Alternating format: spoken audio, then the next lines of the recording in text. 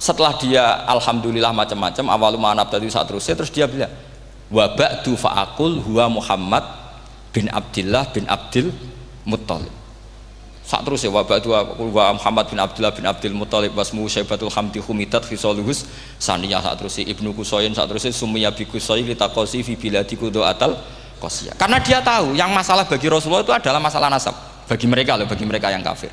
Terus beliau ngendikan ditutup wa adnanu bila raibin indadawil ulumin nasabiyah ila dhabihi Ismaila nisbatuhu wahmun. Jelas saya Adnan itu pasti puter cucu-cucunya Nabi Ismail.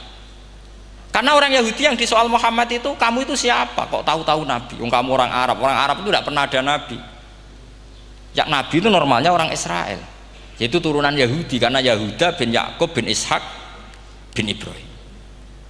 Akhirnya Allah membuktikan fihi ayatum bayyinatum maqami. Bukti kalau Ibrahim pernah di Mekah adalah jejak kakinya di Mekah, itu dekat Ka'bah. Ini jawaban Allah yang tentang ahli kitab, karena sudah jelimet. Ada ilmu ansab, ada ilmu nasab, ada polemik kitab samawi. Kalau kafir Mekah ini goblok-goblok. Ketika Rasulullah pakai teori tauhid, orang kafir Mekah itu saking gobloknya bilang gini, Muhammad, kita ini urusannya banyak, utang kita banyak, kasus saya banyak. Kok Tuhannya satu itu tidak cukup? Yaitu mereka mengatakan aja'alal alihata ilahau wahida inna hadza la syai'un ujab. Bagaimana Tuhan hanya satu? Urusan kita banyak, masalah kita banyak. Tuhan nggak boleh satu, harus banyak. Sejumlah urusan kita. Ada Tuhan BPKB, Tuhan macam-macam lah. Ada Tuhan kredit, Tuhan kas, macam-macam lah kan. Sesuai sebanyak urusan kita. Mereka tanya aja'alal alihata ilahau wahida. Masa Tuhan satu? Inna hadza la syai'un ujab. Ini aneh. Tapi Rasulullah dengan sabarnya, kalau yang seperti ini Allah menjelaskannya beda dengan yang pertama. Karena tadi orang kafir itu bisa min ahlil kitab, bisa wal musyrikin. Lam yakunil ladzina kafaru min ahlil kitab. Ada yang wal musyrikin. Semuanya ini tidak pernah munfakina hatta ta'tiyahumul bayyinah. Mereka tidak pernah tercerabut dari pikiran mereka, dari mainstream mereka, sampai ada bayyinah. Bayyinah itu kejelasan kebenaran atau benar yang begitu jelas. Itu siapa? Rasulun minallah yatslu suhufam mutahhar. Akhirnya Nabi sabar. Saking sabarnya Nabi itu ngomong gini, ya di khalayak umum, mukhatamnya ya kafir semua. Hei saudara-saudara kami suku Quraisy, kita ini sebangsa. Nabi tanya, Muhammad, ajaran kami itu benar karena kamu itu orang yang kita percaya. Tapi kali ini Anda aneh karena ngajak satu Tuhan. Itu tidak mungkin, urusan kita banyak, satu Tuhan enggak mungkin. Tuhan harus banyak. Kita punya 3 aja kurang banyak kan, banyak punya Lata, Uzza, Hubal. Rasulullah dengan sabarnya ngendikan gini, hei kaumku, kalau kamu jadi pembantu, jadi buruh, senang mana punya majikan banyak sama majikan satu. Kalau majikannya banyak itu perintahnya beda-beda, seleranya beda. Semua harus kamu lakoni, semua harus kamu taklui karena kamu harus nurut. Wah ya repot mat kalau di majikan banyak, ngerepoti mesti. Rasulullah tinggal nimpali, Tuhan kamu itu majikan kamu. Kalau Tuhannya banyak, perintahnya ya banyak, seleranya beda-beda. Kamu bingung nggak? Wah ya bingung, ya sudahlah mat satu aja. Akhirnya mereka masuk Islam. Nah itu disebut Nabi itu fatona, punya kecerdasan artikulatif. Kalau menjelaskan itu masuk akal. Nah itu disebut dorobawahu matalar rojulan fihi syuraka'u mutasyakisuna wa rojulan salamal lirojul hal yastawiyani masalah alhamdulillah. Nah ini penting. Allah membuat satu perumpamaan bagaimana ada satu pembantu yang punya majikan banyak, yang berbeda-beda seleranya, berbeda-beda perintahnya. Dengan kalau hanya satu majikan, apakah sama? Mereka jawab tidak sama, enak punya satu majikan. Begitulah Tuhan kamu, harusnya satu. Jadi artinya gini, kalau kamu ngaji ulumul Quran, kamu harus tahu ini khitab ke kafir. Kafir yang mana? Ahli kitab atau kafir yang musyrik. Nah sekarang tidak tahu lagi, pokoknya kafir. Makanya kalau orang berdebat mereka itu tidak goblok meneh. Waduh. Makanya sama tidak usah ketularan goblok, sing pun sing wis goblok ora usah ditambahi mun kathah dan ini pun niku. Ya karena kita ngaji jelas Qur'annya kan lam yakunil ladzina kafaru itu masih ada min lil bayaniyah atau min li bayanil jinsi. Kafaru itu sopo? Siji min ahlil kitab, 2 kafaru sing wal musyrikin. Dua-duanya tidak pernah munfakina hatta ta'tiyahumul bayyinah. Mereka tidak akan tercerabut dari pikirannya sehingga ada bayyinah. Bayyinah itu siapa? Rasulun minallah yatlu sufam. Nah, ketika Nabi menjelaskan asal usul nasabnya bahwa Sayyid Adnan itu ila Ismail, Ismail jelas putra Nabi Ibrahim, mereka terus baru iman karena ada fihi ayatum bayyinatum maqamun apa Ibrahim. Ya, jadi saya kira demikian. Nanti kan akhirnya jam itu teman.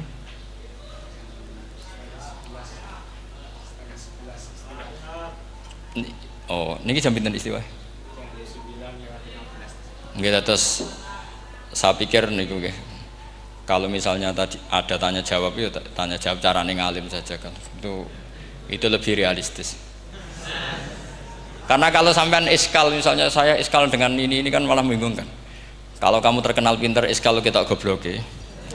Nah, wis pinter kok iskal itu. Jadi saya niru ilmunya Abu Nawas. Abu Nawas tidak bisa pidato.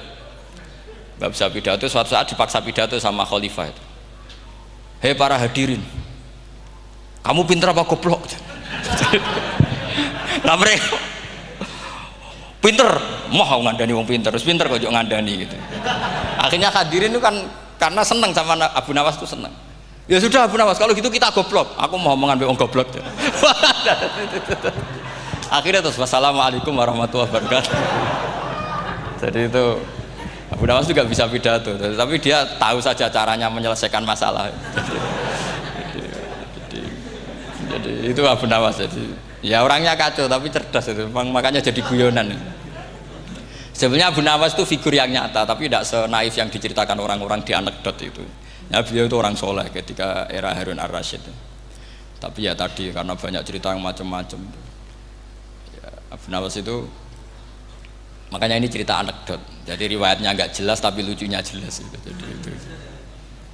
Dia itu mangkel punya tetangga profesor ahli astronomi. Adiknya itu mau iso omong tok. Abu Nawas mau pinter molak-malik omong kan masyhur itu, dia cerita hari Senin tanggal sekian lihat Abu Nawas di alun-alun mau terbang. Orang lihat semua itu Abu Nawas itu ya sudah di podium ya hanya gitu-gitu tok. Kok nggak mau terbang-terbang? Ya mau itu ya tidak. Wassalamualaikum warahmatullahi wabarakatuh. Yang bilang Abu Nawas terbang siapa? Abu Nawas mau terbang. Yang namanya mau itu ya tidak.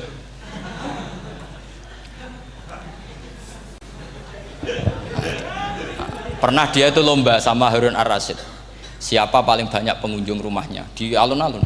Harun ar-Rasyid bikin khemah, dia bikin khemah. Tentu cerita ini bohong, yakini ini bohong, makanya bohong tenang. Makanya ini anekdot, hanya guyonan. Harun ar-Rasyid karena dia raja itu ada apel, ada makanan macam-macam. Ya tentu pengunjungnya banyak. Batas akhir itu penilaian jam 12 malam.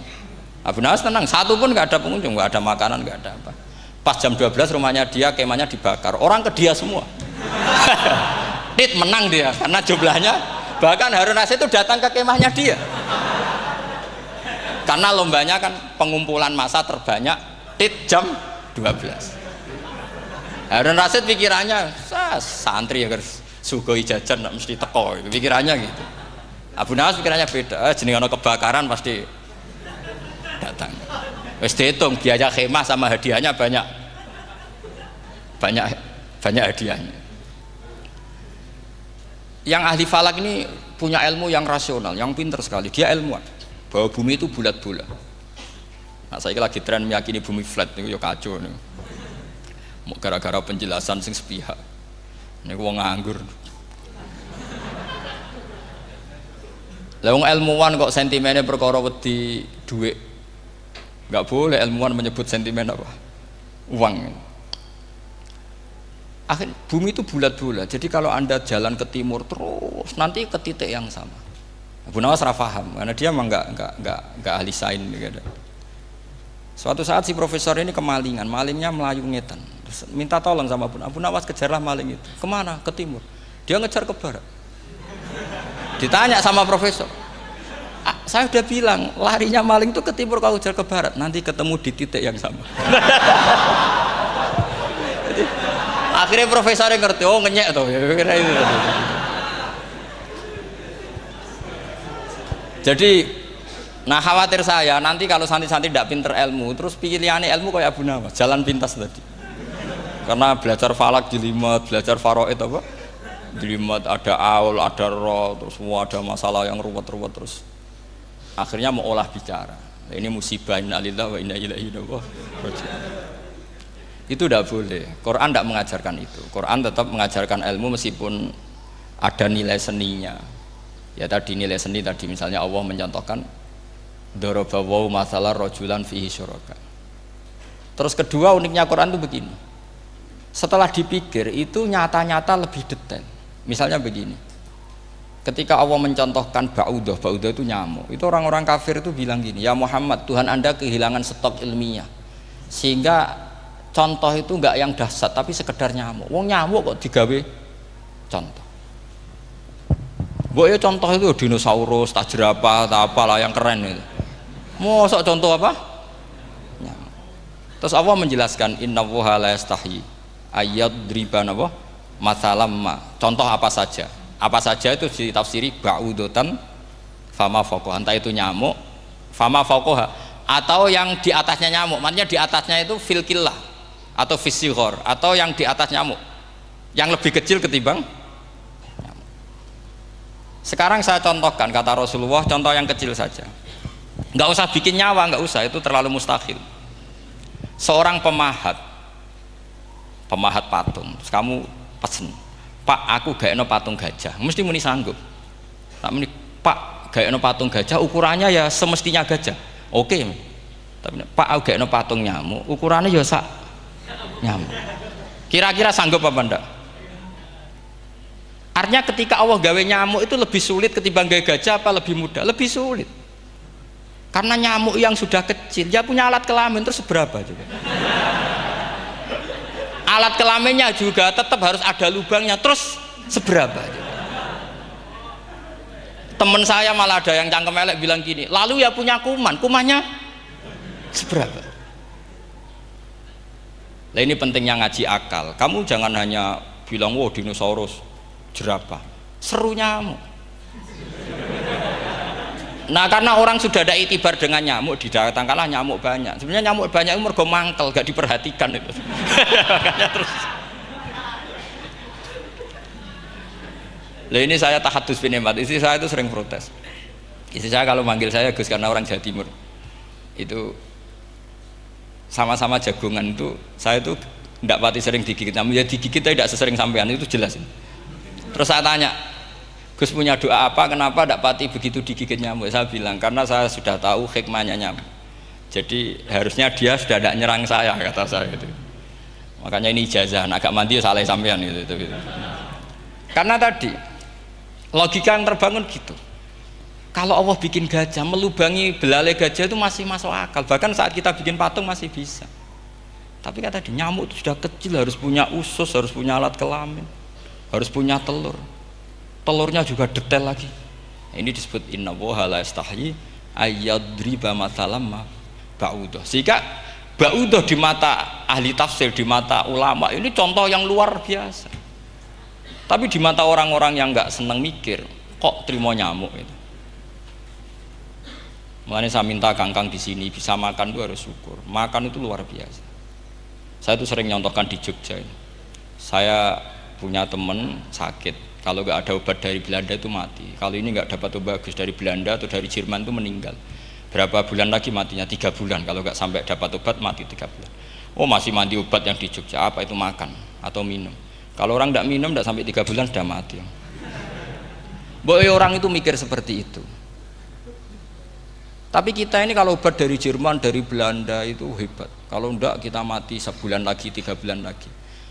Allah bikin obat pada kita tiap hari, yaitu kita bisa makan, bisa minum. Itu kalau sekali nggak makan 5 hari bisa mati sama. Tapi kita karena ngakan tuh hal yang biasa, nak duit iso utang terus dianggap biasa. Ini kalau ulama masalah besar. Punya otak seburuk itu tuh masalah besar bagi ulama. Sehingga Allah tidak malu ketika ngendikan kulu wasrobu, tidak malu karena makan ini urgen, sangat penting. Dan Allah tidak malu meskipun Quran itu temanya kelas tinggi, biasa Allah mengatakan jong kowe iku kulu min thayyibati ma razaqnakum, kamu makanlah. Karena minum obat itu kebutuhan kita ketika sakit. Tapi kalau makan adalah kebutuhan kita sihatan wasukman, saat sakit maupun saat sehat. Nah, kalau Anda dengan kualitas ini, ketika Allah membicarakan makanan itu Anda akan respect sama Allah karena memang ini urgen betul. Tapi kalau Anda cara berpikir gini hanya cari horo ibal ilmu yang aneh yang seru, kamu baca ayat itu akan menjadi biasa-biasa saja. Dan itu masalah bagi mahabbah Anda pada Al-Qur'anul Karim. Ya saya kira demikian. Terus mangke saya pikir tidak etis kan ini Jumat nanti. Sing biasa itikaf nanti terganggu. Nanti saya ada problem. Ya kalau ada tanya jawab ya saya mohon tadi ya. Karena ini zaman akhir, saya memang butuh sekali. Kenapa saya mau datang? Satu, hormat Kiai Hanan. Dua, saya memang ingin banyak mufassir lagi. Jangan hanya lewat baca terjemah kemudian merasa menjadi ahli apa? Quran atau ahli tafsir. Itu musibah besar itu masalah besar itu. Ya pokoknya saya mohon lah. Ya setidaknya gitu. Misalnya orang kafir, kamu cari saja orang kafir. Ternyata ada yang harbi, ada yang dhimmi, ada yang mu'ahad, ada yang musta'man. Lalu dalam tarikh ada kafir Yahudi, kafir Nasrani, kafir ahli kitab. Kalau di fikih ada kafir yang lahum kitabun, ada yang tidak lahum kitabun. Kalau yang lahum kitabun disebut ini kitabiyah kholiso, yang tidak itu kan beda-beda di fikih. Boleh nikahnya ndak, khilu dhabihatihim atau tidak, itu kan detail sekali. Makanya saya mohon ini latihan detail. Oke, sampean tetap ngaji, sering khatam itu bagus karena mengumpulkan semua ilmu. Tapi sampean harus menganalisis secara apa? Saya dulu ngaji Mbah Mun Muslim ya kilatan. Tapi saya ngapalkan sama Gus Subab. Gus Subab putrane Mbah Mun, dulu muridnya Said Muhammad. Saya itu tak pelajari lagi di rumah. Tak analisis lagi setelah besar sampai sekarang karena ya itu beda. Kita selalu Rabbi zidni apa? Ilma. Misalnya begini contoh ya, contoh. Kita mungkin tahu maknanya ayat tertentu itu begini. Misalnya begini. Faqula lahu qaulal layyinal la'allahu yatadzakkaru aw yakhsha. Musa dan Harun, jika kamu datang ke Fir'aun, maka kalau ngomong, kalau dakwah itu qaulal layyinan, dengan dakwah yang halus. Nggih, qaulal layyinan. Ini bagi yang ekstremis harus baca dialek ini. Ini kisah nyata yang diceritakan Habib Zain bin Semit ketika ngarang Al-Manhajus Sawi. Juga diulang-ulang di beberapa kitab. Suatu saat ada ustadz, corong Jawa Kemelinti, datang ke Harun Ar-Rasyid. Harun Ar-Rasyid ini Banil Abbas, termasuk zuriyahnya Abdullah bin Abbas. Karena Harun Ar-Rasyid sebagai khalifah tentu salahnya banyak, namanya pejabat pasti salahnya banyak. Meskipun kebaikannya juga banyak, tapi salahnya juga banyak. Kalau kita kan tidak pejabat, salahnya tidak banyak, tapi prestasinya juga tidak banyak. Ya kan misalnya ada tamu Raja Salman katanya hormat tamu wajib, kamu kan tidak bisa hormat. Karena dia juga tidak mau dihormati kita kan. Nah terus si ustadz tadi datang begini, saya itu masih hafal teksnya. Ya Amirul Mukminin, inni nasihun lak famusyaddidun alaika fala tajidanna ala nafsika fi nafsika aliyya syai'an. Saya ini mau nasihati Anda, tapi saya maaf sekali karena nasihat saya ini kasar sekali. Musyaddid itu kasar, keras. Fala tajidanna fi nafsika aliyya syai'an. Saya mohon jangan dimasukkan hati lah. Makanya terjemah bebasnya jangan masukkan hati. Katanya Harun Rasyid langsung marah. Uskut ya jahil, kamu itu ustadz bodoh. Kamu tidak boleh keras sama saya. Dia masih bantah, saya keras sama Anda karena Anda salahnya banyak. Terus apa kata Harun Ar-Rasyid? Inna wa ta'ala qad arsala man huwa khairum minka ila man huwa syarrum minni wa ma'adzalika qala ta'ala faqula lahu qaulal layyinan. Allah mengutus orang yang jelas lebih baik ketimbang kamu, yaitu Musa dan Harun. Musa dengan ustadz ini baik mana? Tidak, sama jawab saja. Baik Nabi Musa kan? Ilaman huwa syarrun minni. Fir'aun dengan Harun Ar-Rasyid buruk mana? Buruk Fir'aun. Itu saja masih dengan etika faqula lahu qaulal layyinan. Musa dan Harun kamu harus sopan. Ndak wae Fir'aun wajib sopan, ndak wae aku ra sopan. Nah ini sudah iktibar dari terjemah netral atau terjemah yang datar bahwa Allah ngutus Musa dan Harun ke Fir'aun dan Musa dan Harun diharuskan qaulal layyinan. Tapi menjadi energi mafhum yang luar biasa. Nak dakwai Fir'aun wae qaulan layyinan apa maneh dakwai padha-padha mukmin. Makanya kata Harun Rasyid, uskut ya jahil. Inna wa ta'ala qad arsala man huwa khairum minka ila man huwa syarrun minni. Wa ma'adzalika qala ta'ala faqula lahu qaulal layyin. Ya saya kira demikian, saya kembalikan ke moderator.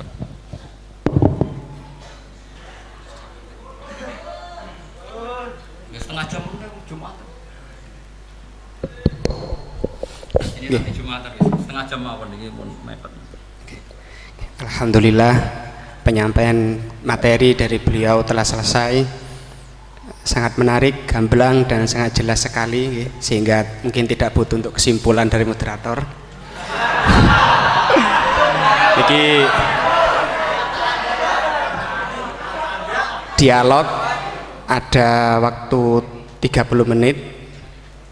30 menit kami buka 2 pertanyaan dulu, mungkin yang dari depan ada mic, monggo diparing niki Bapak Majroh niki. Satu orang satu pertanyaan Pak nggih.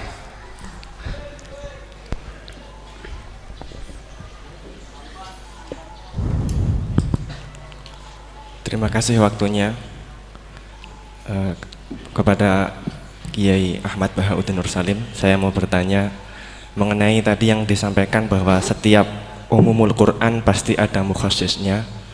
Ketika dilihat zaman sekarang ada kelompok liberal yang mencoba untuk mengamandemen Al-Quran dengan tidak mengkaitkan konteks zaman dulu, malah mengkaitkan dengan konteks zaman sekarang.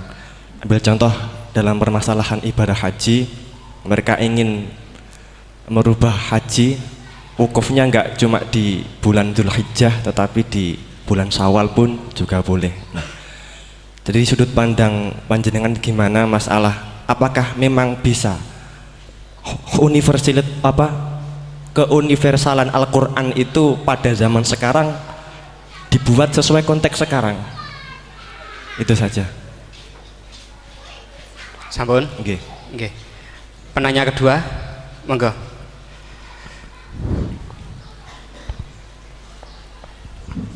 Assalamualaikum warahmatullahi wabarakatuh. Waalaikumsalam. Dumateng Yai, ini ada pertanyaan tentang penafsiran Al-Quran berdasarkan ilmu sains. Untuk abad sekarang kita mengenal teori ledakan besar yang sudah sangat populer.